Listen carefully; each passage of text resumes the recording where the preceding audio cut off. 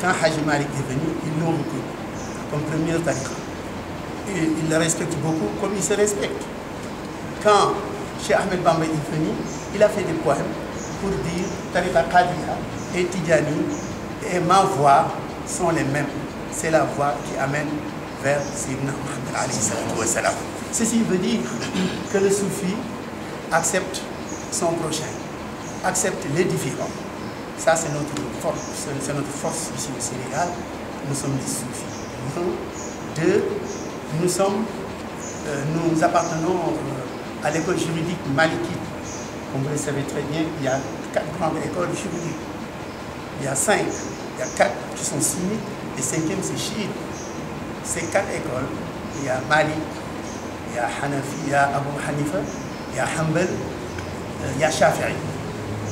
Heureusement, au Sénégal, tous ces tariqas-là dépendent de Malik. C'est-à-dire les mêmes livres que nous étudions à Touba, c'est les mêmes, c'est Lakhdariyu, Risala, Khalil. C'est les mêmes livres à Tivaouane, à Kaolack, à Louga, ici.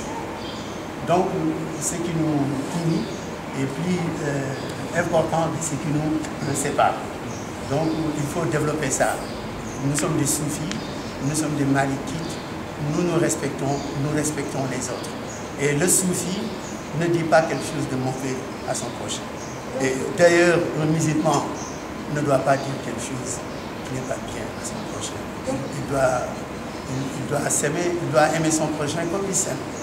Exemple, au Mali, c'est un grand problème. Là-bas, les gens s'entretuent. Les gens sont tous des musulmans. Moi, je pense que c'est la pauvreté.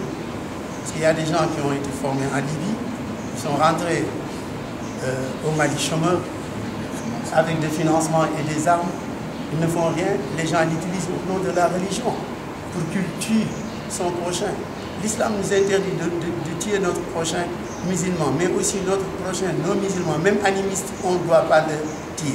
Parce que l'islam nous a dit pas de contrainte dans la religion.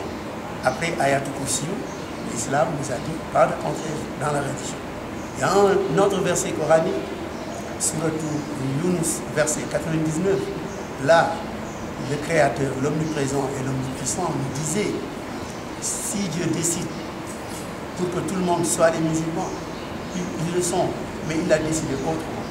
Tant que nous vivons, il y a des gens qui se réclament musulmans, il y a des gens qui se réclament non musulmans, il y a des gens qui se réclament animistes.